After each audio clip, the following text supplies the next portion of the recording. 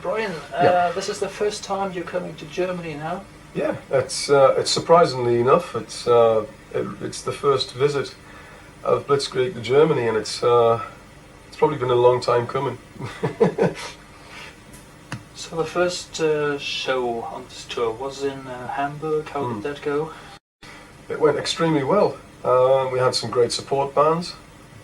The crowd were absolutely phenomenal, and everything just went much better than we could have expected. We came over, we played the set, and it was great because I mean, for most of the time, everybody was singing all of the lyrics, you know. So it was fantastic, you know. It was just a brilliant show. Also, this was the first time that you presented a couple of new songs, which are on the 10 album. Yeah. Well, 10 is really what it is. It's 5 songs from the original 10 Years of Blitzkrieg CD that we released a while back, and from the letters that we've had over the years, it became apparent that not as many people got the 10 Years of Blitzkrieg album as we would have liked, because it just simply wasn't available. So we decided to reissue it, and we went into the studio, and the bass player that we've got now, Steve, he re-recorded all of the bass lines for those 5 songs. We put some new guitar tracks on, and we redid the lyrics for Blitzkrieg. We renamed it Blitzkrieg 96 as a one-off project. I mean, if we ever play the song, which we usually do, it'll be the old version, not the new one. We recorded 5 brand new songs as well to go on that, to make it a 10-song album, hence the name 10. Catalogue number's 10 as well, and it'll be released on the 10th of January. Originally it was meant to be released on the 10th of October, so there was 10s all the way down the line. It didn't quite work out that way. But we've played most of the songs from that album on this tour, with the exception of the song "Caught in the Act," which basically is it's a celebration of the Satan album, and the lyrics in the song have all of the song titles from "Caught in the Act" in the lyric. Another new song you played live on this tour on the 10 album was "Power of the King," which is another concept story, probably about an Egyptian king. Yeah, Tutankhamun, the boy king. Yeah, I mean, we don't really know a lot about him, really. We just know that he became the pharaoh at a very early age. I think he's about 12 years old when he died, and nobody really knows how he died. We think it's a kind of conspiracy, and I think he was poisoned. And he really didn't know who he could trust in the royal court, and he felt totally alone, apparently, and totally alienated from everything around him, because here he is. He's just a kid, and he's thrown into the most important role in Egyptian hierarchy. He's the pharaoh, you know, and he just feels totally alone, and he just doesn't understand what's going on. And I think when he died, I think he was poisoned. I think when he died, he just didn't understand what was happening, and he just thought he was going to sleep. He lay down and went to sleep, and that was it. And there's all of these things that you know, when the tomb was discovered, about the curses and everything, and you know, the people that died under mysterious circumstances and everything. It just made an interesting little story for me to write a song about.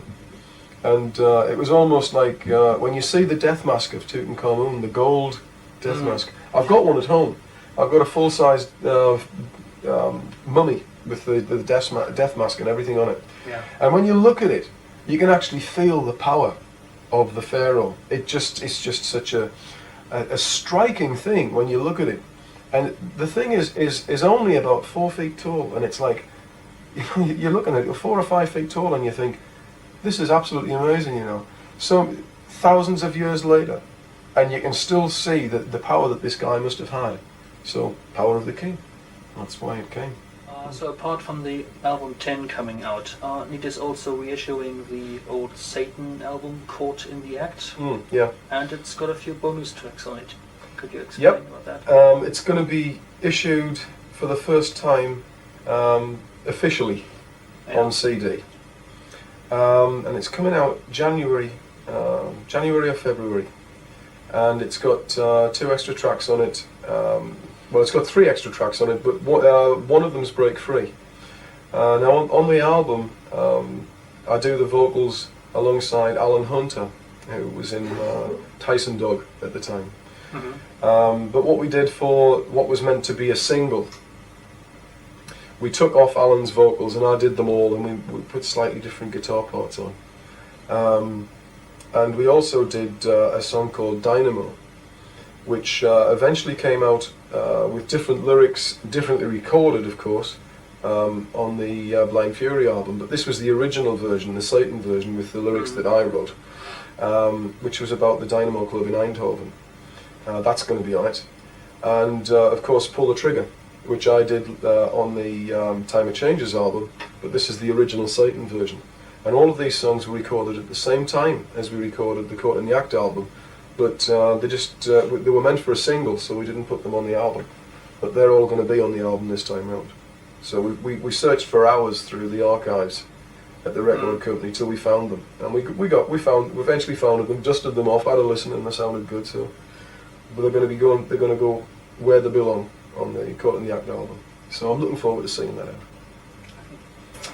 Apart from touring in Germany, you had also played in Italy and Greece for the first time this year.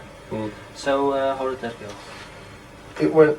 I mean, it's just so amazing that wherever we go, we're made so welcome, you know, and the fans are terrific. And it's just, you know, you go to these places and you just don't know what to expect. And when you get there, it's like you've been there forever, because the people are they're so nice and they're so friendly.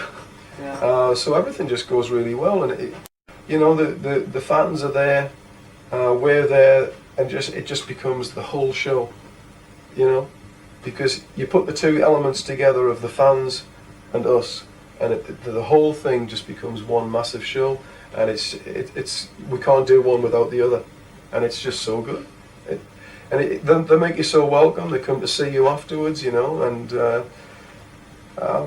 they bring a whole host of things that you would never expect, you know, like the original Blitzkrieg single, for instance. You know, people come and they'll say, you know, will you autograph this? And you just haven't seen copies of it for years, you know. I haven't seen a copy of that for years.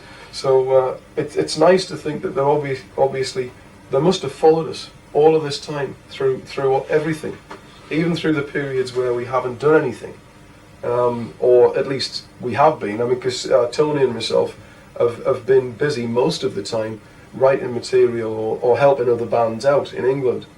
I think, you know, Tony had written some songs for a band in England, and he'd helped them out. He'd played on their demos and things like that. I'd helped out, you know, producing different bands and things like that, and you know, giving advice and stuff like that. And then obviously the search for musicians to put the band together as well. But all of that time, to the fans in Germany and everywhere else, it looks like we aren't doing anything, because we're not in the magazines, we're not releasing anything, or there's no videos or anything. So it looks like we're not doing anything, but we have been pretty busy most of the time. So it's nice when we actually do get to meet the fans, that they're still there, and you know, they've been waiting for us, and when we've come over, they've supported us really. It's just been fantastic. Okay. Thank you very much, and see you again until next year. Thank you. All right.